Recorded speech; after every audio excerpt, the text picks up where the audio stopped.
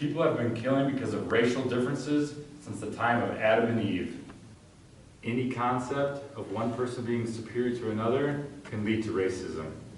Slavery, racism, sexism, and the other forms of bigotry, subordination, and human rights abuse transform and adapt with the times.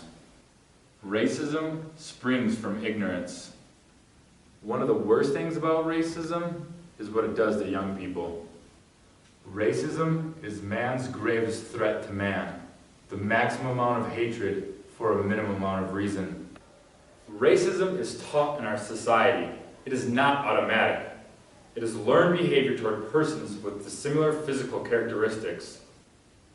We're different colors and we're different creeds, and different people have different needs. Until the philosophy which holds one race superior and another inferior is finally and permanently discredited and abandoned, everywhere is war. Racism is still with us, but it is up to us to prepare our children for what they have to meet, and hopefully we shall overcome. In order to get beyond racism, we must first take account race. There is no other way. And in order to treat some persons equally, we must treat them differently. You don't fight racism with racism. You fight racism with solidarity.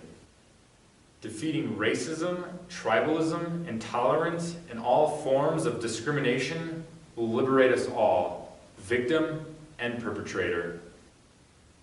I refuse to accept the view that mankind is so tragically bound to the starless midnight of racism and war that the bright daybreak of peace and brotherhood can never become a reality. I believe that unarmed truth and unconditional love will have the final word. I, for one, would think both about how far we have come as a country and how much further we need to go to erase racism and discrimination from our society. Racism has unfortunately been here since humankind has walked this earth. Since we could see and differentiate, we've discriminated.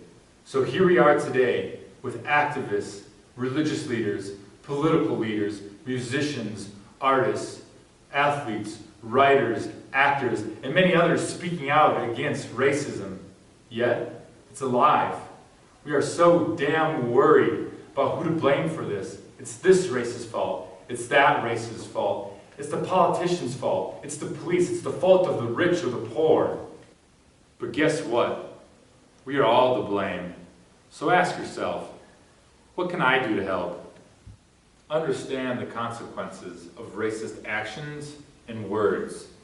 Learn more about the cultures and contributions of different races. Travel to a location where maybe you feel culturally or racially out of place and submerge yourself within their culture. Don't react to hate with hate. Stop using racial slurs. Assess yourself and make a better you. Avoid cultural appropriation. Be vigilant about systemic and invisible racism. Understand that there might always be biased, closed-minded people. We don't know what made them that way, but know there is time to still change their minds. Share your thoughts and ideas on this matter with other races peacefully. Express issues and work together on finding solutions. The power of equality is not yet what it ought to be. It's been a long, long time coming. I know.